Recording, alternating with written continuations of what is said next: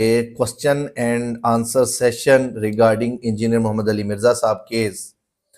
उसमें हम हर legal aspect as well as factual aspects को डिटेल में डिस्कस करेंगे। और हमारी कुछ ऑडियंस ने बहुत सारे क्वेश्चंस जो हैं वो हमसे पूछे हुए हैं, जिनको हम इंशाल्लाह बाकायदा वन बाय वन जो है वो डिस्कस करेंगे इंशाल्लाह इन डिटेल। कोशिश करेंगे कि सबके आंसर्स जो हैं वो हम दे दें। और हमें एक्सक्यूज़ भी करना था बिकॉज़ कुछ जो है वो मसरूफियात आजकल जो है वो कोर्ट्स में और केसेस में जो है वो उलझा हुआ था, तो जिसकी वजह से जो है वो ये वीडियो कल अपलोड होनी थी जो कि आज बनाई जा रही है। अच्छा जी, हम विदाउट वेस्टिंग आवर टाइम हम इंशाल्लाह जो वन बाय वन जो क्वेश्चंस हमसे पूछे गए हैं उनको इंशाल्लाह हम डिस्कस करेंगे। पहला क्वेश्चन है जी कि क्या इंजीनियर मोहम्मद अली मिर्ज़ा साहब के अगेंस्ट जो सोशल मीडिया पर चलने वाली वीडियोस हैं, क्या अदालत में जो है वो असर अंदाज हो सकती हैं? अगर यस तो कैसे? देखिए, ऑब्वियस बात है कि जो जजेस हैं बेसिकली वो भी इंसान हैं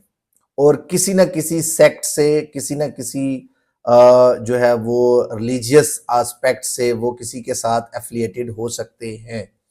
तो इनडायरेक्टली अगर आप इसको समझें कि जजेस जो हैं वो टू सम एक्सटेंट जो हैं वो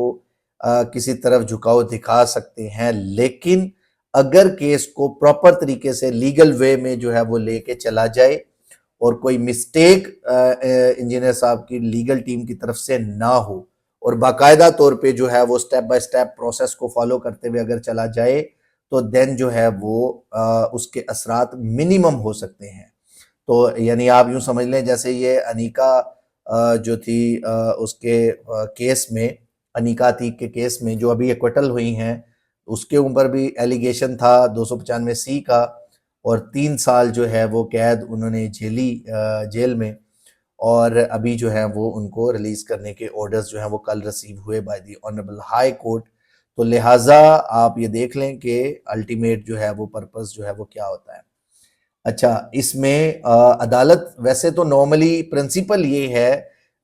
जो प्रिंसिपल ऑफ नेचुरल जस्टिस तो यही है कि अदालत जो है वो न्यूट्रल होके जो भी मामलात है, फॉर एग्जांपल जो केस है उसको as per law as per procedure जो है वो देखेगी। अगर वो इलीगैलिटी कमिट करती है तो देन उसके ऊपर दूसरा चांस भी जो है वो अपील का होता है। Next question